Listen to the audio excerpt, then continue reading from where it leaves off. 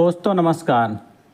आज हम बाबा साहब डॉक्टर भीमराव अंबेडकर की अमर रचना शूद्र कौन थे का ऑडियो बुक सुना रहे हैं। ये किताब हमारे समाज के गहरे रहस्यों को उजागर करती है और हमें अन्याय के विरुद्ध लड़ने की प्रेरणा देती है। बाबा साहब के शब्दों में जैसे अग्नि हमारे मन में न्याय की ज्वाला जगाती है, वैसे ही यह किताब शूद्रों के इतिहास को खोलती है और बताती है कि कैसे एक गौरवशाली वर्ग को अपमानित किया गया। बाबा साहब इस किताब को महात्मा ज्योतिबा फूले को समर्पित करते हैं, जिन्हें वे आधुनिक भारत के सबसे महान शूद्र कहते हैं। फूले जी ने निचले वर्गों को उनकी गुलामी का एहसास कराया और उन्हें बताया कि ऊपरी वर्गों की गुलामी से मुक्ति कैसे पाएं। बाबा साहब कहते हैं कि शूद्र हिंदू समाज का 75 से 80% हिस्सा हैं और वे एक ऐसी कानूनी व्यवस्था के शिकार हैं जो चातुर्य वर्ण पर आधारित है, जहां असमानता की सज़ा दी जाती है। बाबा साहब अपनी योग्यता पर जोर देते हैं। उन्हें भले ही संस्कृत में महारत हासिल ना हो, लेकिन 15 सालों के अध्ययन के बाद वे सत्य की खोज करते हैं। वे कहते हैं कि पवित्र ग्रंथों को उजागर करना जरूरी है ताकि हिंदू जाने कि उनके देश और समाज के पतन के लिए उनके पवित्र ग्रंथों की शिक्षाएं जिम्मेदार हैं। क्या आपने सोचा है कि शूद्रों की यह स्थिति कैसे बनी? बाबा साहब इस किताब में 2 सवाल उठाते हैं। शूद्र कौन थे और वे इंडो आर्यन समाज में चौथा वर्ण कैसे बने? उनके जवाब हमें झकझोर देते हैं। तो आइए शुरू करते हैं इस पुस्तक का पहला भाग। भाग 1, शूद्रों की असली पहचान। दोस्तों, हु वेयर द शूद्राज, यह किताब डॉक्टर भीमराव अंबेडकर का एक ऐसा महान ग्रंथ है जो भारतीय समाज की नींव को गहराई से परखता है। जब हम इसका शीर्षक सुनते हैं, शूद्र कौन थे, तो यह प्रश्न हमें सीधा अतीत की उस परंपरा में ले जाता है जहां इंसान की पहचान जन्म से तय कर दी गई थी। ये किताब सिर्फ एक सवाल का जवाब नहीं देती, बल्कि हमारे समाज की सबसे बड़ी असमानता की जड़ों को उजागर करती है। डॉक्टर अंबेडकर इस ग्रंथ में कहते हैं कि हमें पहले से यह समझना होगा कि वर्ण व्यवस्था जैसा कि आज हमें दिखाई देती है, हमेशा से ऐसी नहीं थी। हमें यह मान लेना चाहिए कि भारतीय समाज के बारे में जो कुछ हमें परंपरा से बताया गया है वह पूर्ण सत्य नहीं है, क्योंकि शूद्रों को आज जो स्थान मिला है वह उनके वास्तविक इतिहास से बिल्कुल अलग है। अंबेडकर बताते हैं कि शूद्र मूल रूप से कोई अलग, नीच और अपमानित जाति नहीं थे। वे आर्यों के ही क्षत्रिय वर्ग का हिस्सा थे, यानी वे लोग थे जो युद्ध करते थे, सेना का नेतृत्व करते थे और कई बार राजा भी हुआ करते थे। लेकिन इतिहास के उतार चढ़ाव और शक्ति संघर्षों ने उनकी स्थिति को बदल दिया। वेदों और स्मृतियों के अध्ययन से यह साफ होता है कि कभी शूद्रों का सम्मान था, लेकिन बाद में ब्राह्मणों और क्षत्रियों के बीच का संघर्ष गहराता गया। ब्राह्मणों का प्रभाव धर्म और शिक्षा पर था और क्षत्रिय अपने बल और सत्ता के लिए जाने जाते थे। लेकिन जब शूद्र क्षत्रियों का व्यवहार ब्राह्मणों के साथ टकराने लगा, तब ब्राह्मणों ने उन्हें सामाजिक और धार्मिक रूप से दंडित करना शुरू कर दिया। डॉक्टर अंबेडकर बताते हैं कि इस टकराव के चलते शूद्रों को यज्ञ और धार्मिक कर्मकांडों से बाहर कर दिया गया। ये बहिष्कार धीरे धीरे शिक्षा, संस्कृति और समाज के अन्य क्षेत्रों तक फैल गया और अंततः शूद्रों को समाज की सबसे निचली सीढ़ी पर धकेल दिया गया। यहाँ अंबेडकर का सबसे महत्वपूर्ण तर्क यह है कि शूद्र जन्म से नीच नहीं थे। वे एक समय सम्मानित और प्रतिष्ठित थे, लेकिन सत्ता और धर्म की राजनीति ने उन्हें नीचा बना दिया। ये घटना केवल समाजशास्त्र का सवाल नहीं थी, ये इंसानों के बीच सत्ता का संघर्ष का परिणाम थी। अंबेडकर ने अपने शोध में बार बार यह दिखाया कि शूद्रों को नीच जाति का दर्जा किसी ईश्वर ने नहीं दिया, बल्कि इंसानों ने दिया।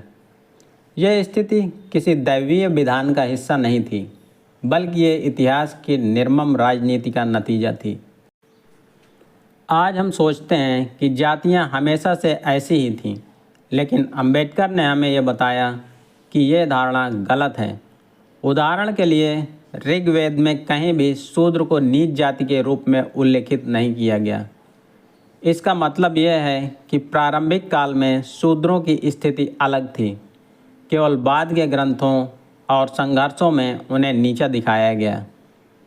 अंबेडकर कहते हैं कि इतिहास के हर युग में जब कोई वर्ग अपने से ताकतवर वर्ग को चुनौती देता है तो उसके खिलाफ साजिशें रची जाती हैं।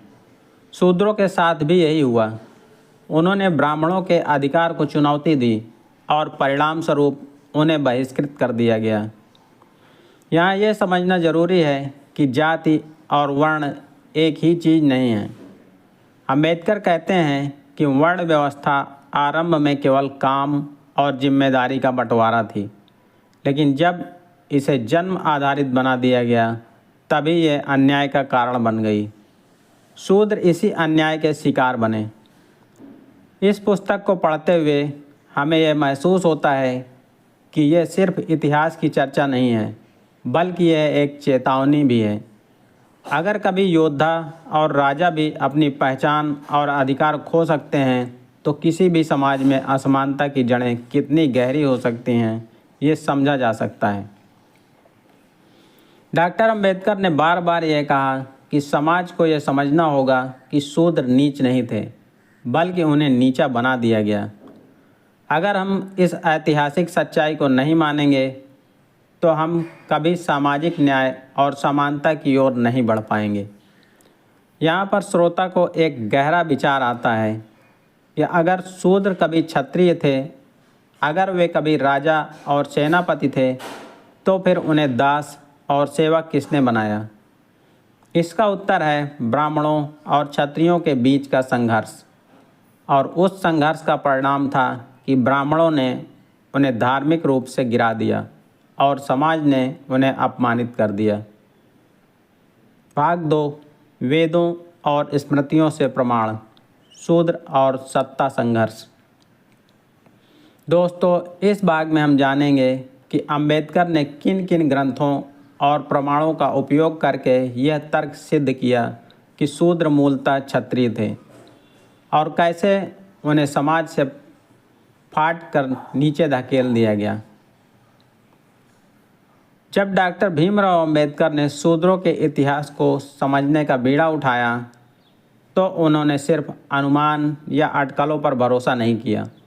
उन्होंने वेदों, उपनिषदों, स्मृतियों, पुराणों और मनुस्मृति तक का गहन अध्ययन किया और फिर इन सब के आधार पर उन्होंने यह सिद्ध किया कि शूद्र एक अलग और नीच जाति नहीं थे, बल्कि क्षत्रिय वर्ग का ही हिस्सा थे। ऋग्वेद, जो भारतीय सभ्यता का सबसे प्राचीन ग्रंथ माना जाता है, उसमें शूद्रों के बारे में उल्लेख बहुत कम मिलता है और जहाँ भी मिलता है वहाँ उन्हें नीच या अपमानित नहीं कहा गया है। ये बात अपने आप में बहुत महत्वपूर्ण है। अगर शूद्र जन्म से ही नीच होते तो वेद जैसे प्राचीन ग्रंथ में ये साफ दिखाई देता, लेकिन वहाँ ऐसा कोई प्रमाण नहीं है। यजुर्वेद और अथर्ववेद में भी कहीं यह नहीं कहा गया कि शूद्र किसी के दास हैं, बल्कि कई जगह उनके साथ बराबरी का व्यवहार दिखता है। यह दर्शाता है कि प्रारंभिक वैदिक काल में शूद्रों की स्थिति वैसी नहीं थी जैसी बाद में बना दी गई। मनुस्मृति में, जो ब्राह्मणों द्वारा लिखित एक सामाजिक कानून की किताब है, उसमें शूद्रों की स्थिति को सबसे नीचा बताया गया। मनु ने कहा कि शूद्रों का काम केवल दूसरे 3 वर्णों की सेवा करना है। लेकिन अंबेडकर ने यह सवाल उठाया, अगर शूद्र शुरू से ही नीच थे तो मनु को यह बार बार क्यों कहना पड़ा कि शूद्र सेवा करें, शूद्र पढ़ाई न करें, शूद्र यज्ञ न करें? इसका मतलब है कि उस समय शूद्र इन कामों को कर रहे थे। और ब्राह्मण उन्हें रोकना चाहते थे। यहीं से यह स्पष्ट होता है कि शूद्र पहले समाज अधिकारों का आनंद लेते थे। वे पढ़ते भी थे, यज्ञ भी करते थे और सत्ता भी संभालते थे। लेकिन जब उनका ब्राह्मणों से टकराव हुआ तब ब्राह्मणों ने उन्हें इन अधिकारों से वंचित कर दिया। अंबेडकर ने महाभारत का भी उल्लेख किया। महाभारत में कई जगह यह लिखा है कि शूद्रों ने ब्राह्मणों को कष्ट पहुंचाया। इससे साफ होता है कि शूद्र शक्तिशाली थे और ब्राह्मणों के लिए चुनौती बने हुए थे। अगर वे हमेशा से ही कमज़ोर और नीच होते तो वे ब्राह्मणों के लिए खतरा कैसे बन सकते थे। रामायण में भी कई जगह शूद्रों का उल्लेख है, पर वहाँ उन्हें एक पराजित वर्ग के रूप में दिखाया गया है। अंबेडकर कहते हैं कि यह पराजय अचानक नहीं आई, बल्कि यह लंबे संघर्ष का परिणाम थी। शूद्रों का राज सत्ता से बहिष्कार कर दिया गया और उन्हें नीचे धकेल दिया गया। अंबेडकर ने भी ये दिखाया कि शूद्र शब्द का अर्थ भी समय के साथ बदलता गया। पहले यह शब्द क्षत्रिय वर्ग के एक हिस्से के लिए इस्तेमाल होता था, लेकिन बाद में इसका अर्थ नीच जाति बना दिया गया। भाषा और अर्थ का यह परिवर्तन भी सत्ता संघर्ष का परिणाम था। डॉक्टर अंबेडकर ने यह तर्क बहुत मजबूती से रखा कि शूद्र कोई विदेशी जाति नहीं थे, वे आर्यों के ही वंशज थे। अगर वे अलग नस्ल होते तो वैदिक ग्रंथों में इसका उल्लेख अवश्य मिलता, लेकिन ऐसा कोई प्रमाण नहीं है। इसका सीधा अर्थ यह है कि शूद्र और ब्राह्मण दोनों एक ही समाज से निकले थे। अब सवाल उठता है कि फिर यह टकराव क्यों हुआ। अंबेडकर ने कहा कि यह टकराव ब्राह्मणों और क्षत्रियों के बीच था। क्षत्रिय समाज, जिसमें शूद्र भी शामिल थे, ब्राह्मणों की धार्मिक सत्ता को चुनौती दे रहा था। यह संघर्ष इतना बढ़ गया कि ब्राह्मणों ने शूद्रों को धार्मिक अनुष्ठानों से बाहर कर दिया और यही उनकी सामाजिक गिरावट शुरुआत थी। जब किसी वर्ग को यज्ञ और धार्मिक कर्मों से दूर कर दिया जाता है तो उसका समाज में स्थान कमज़ोर हो जाता है, क्योंकि वैदिक काल में धर्म ही समाज की आत्मा था। जिसे धर्म से अलग कर दिया जाता उसे समाज में नीचा समझा जाने लगता। यही शूद्रों के साथ हुआ। ब्राह्मणों ने न केवल उन्हें धार्मिक अनुष्ठानों से दूर किया, बल्कि शिक्षा से भी वंचित कर दिया। अगर शूद्र पढ़ लिख नहीं सकते थे तो वे धर्म ग्रंथों को समझ नहीं सकते थे, और अगर वे ग्रंथ नहीं समझ सकते थे तो वे ब्राह्मणों के अधिकार को चुनौती नहीं दे सकते थे। ये एक सोची समझी रणनीति थी। समय बीतने के साथ यह बहिष्कार और गहरा हो गया। शूद्रों को न सिर्फ धर्म और शिक्षा से काट दिया गया, बल्कि उन्हें अपमानजनक कामों में लगा दिया गया। इस तरह जो वर्ग कभी योद्धा था, वही वर्ग धीरे धीरे दास और सेवक बना दिया गया। अंबेडकर इस पूरे घटनाक्रम को केवल इतिहास की घटना नहीं मानते, वे इसे मानवता के साथ किया गया एक अन्याय कहते हैं। उन्होंने कहा कि अगर शूद्र कभी क्षत्रिय थे और उन्हें नीचे गिरा दिया गया तो यह साबित करता है कि जाति व्यवस्था कोई प्राकृतिक या ईश्वर प्रदत्त व्यवस्था नहीं थी। यह केवल सत्ता और वर्चस्व की राजनीति का परिणाम है। अंबेडकर का यह तर्क आज भी उतना ही प्रासंगिक है, क्योंकि जब तक हम यह मानते रहेंगे कि जाति ईश्वर की बनाई हुई है, तब तक हम बराबरी की दिशा में आगे नहीं बढ़ पाएंगे।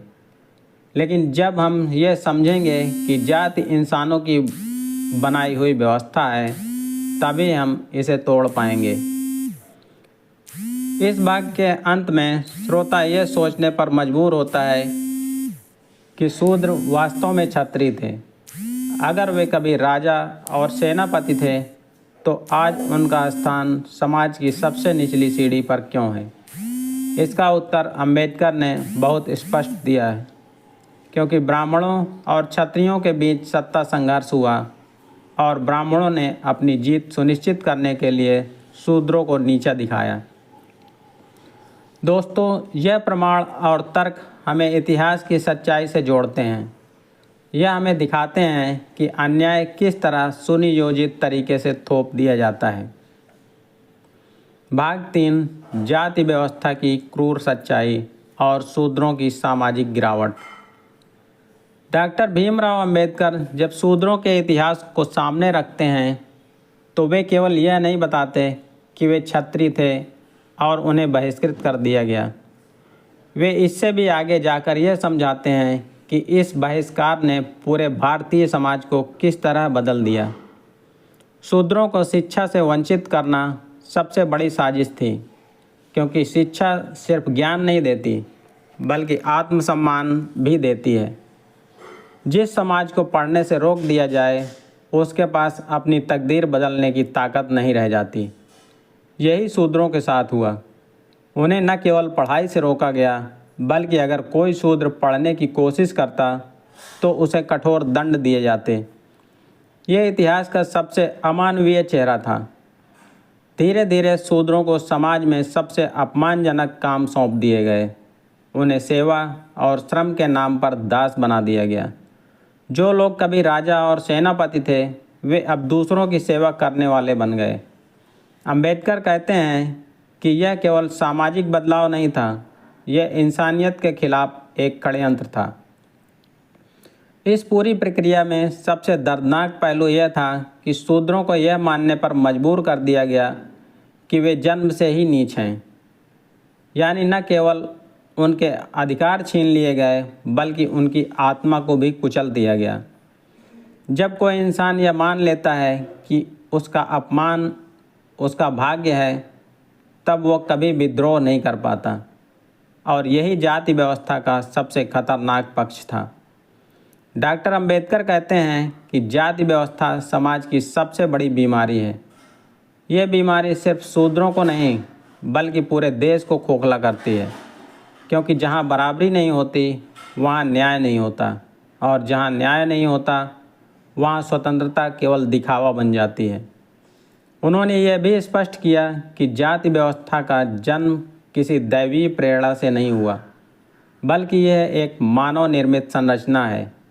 इसे सत्ता में बैठे लोगों ने गढ़ा ताकि वे अपनी ताकत बनाए रख सकें। धर्म ग्रंथों को हथियार बनाया गया और इंसानों को एक दूसरे से अलग कर दिया गया। अंबेडकर ने इस किताब में चेतावनी दी कि जब तक समाज इस असमानता को खत्म नहीं करेगा तब तक वह सच्चे अर्थों में स्वतंत्र नहीं होगा। वे कहते हैं कि स्वतंत्रता केवल अंग्रेज़ों से आज़ादी का नाम नहीं है बल्कि यह भी है कि हर इंसान को बराबरी का हक मिले। हर शूद्र या कोई भी दबा कुचला वर्ग बराबरी का अनुभव नहीं करता तो स्वतंत्रता अधूरी है। शूद्रों की स्थिति का एक और परिणाम यह हुआ कि भारतीय समाज में एक गहरी खाई बन गई। एक ओर वे वर्ग जो खुद को श्रेष्ठ मानते थे और दूसरी ओर वे जिन्हें अपमानित किया गया। इस खाई ने समाज को बांट दिया और उसकी एकता को नष्ट कर दिया। अंबेडकर कहते हैं कि यही कारण है कि भारत कई बार बाहरी आक्रमणकारियों के सामने कमज़ोर पड़ा, क्योंकि जब अपना समाज ही टूटा हुआ हो तो वह किसी भी चुनौती का सामना नहीं कर सकता। इस पूरे इतिहास को सामने रखते हुए अंबेडकर यह सवाल पूछते हैं कि क्या हम आज भी वही गलती दोहराना चाहते हैं? क्या हम इंसानों को जन्म के आधार पर ऊंच नीच में बांटते रहेंगे, या फिर हम यह स्वीकार करेंगे कि सब इंसान बराबर हैं और सबको समान अधिकार मिलना चाहिए? यहाँ लोगों के दिल में एक गहरी बेचैनी पैदा होती है, क्योंकि हम समझते हैं कि जाति व्यवस्था केवल अतीत की बात नहीं है, इसका असर आज भी समाज में दिखता है। आज भी कई जगहों पर लोग अपने जन्म के आधार पर भेदभाव का सामना करते हैं। यह बताता है कि अंबेडकर का संदेश आज भी उतना ही ज़रूरी है जितना उनके समय में था। शूद्रों की गिरावट हमें यह भी सिखाती है कि अगर किसी समाज का एक हिस्सा दबा दिया जाए तो पूरा समाज कमज़ोर हो जाता है। किसी एक वर्ग की बेड़ियां अंततः पूरे देश को बांध देती हैं। यही कारण है कि अंबेडकर कहते हैं जब तक समाज बराबरी पर नहीं खड़ा होगा तब तक उसकी स्वतंत्रता अधूरी रहेगी। इस किताब का सबसे प्रेरक संदेश यही है कि असमानता कभी स्थायी नहीं होती। अगर शूद्र कभी राजा से दास बनाए गए तो वे फिर से उठ सकते हैं।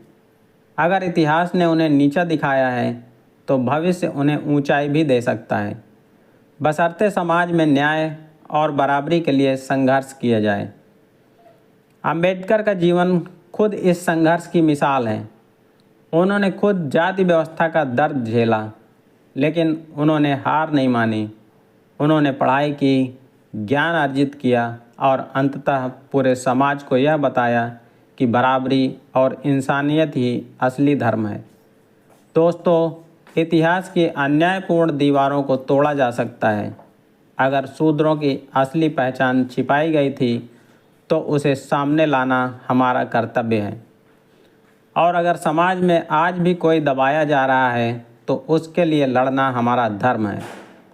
दोस्तों, अगर आपको यह वीडियो पसंद आया हो तो इसे लाइक कीजिए, अपने दोस्तों के साथ शेयर कीजिए और ऐसे ही ज्ञानवर्धक और प्रेरणादायक वीडियो देखने के लिए हमारे चैनल को सब्सक्राइब करना न भूलें। आपका सहयोग हमें बेहतर कंटेंट बनाने की ताकत देता है। धन्यवाद। जय हिंद।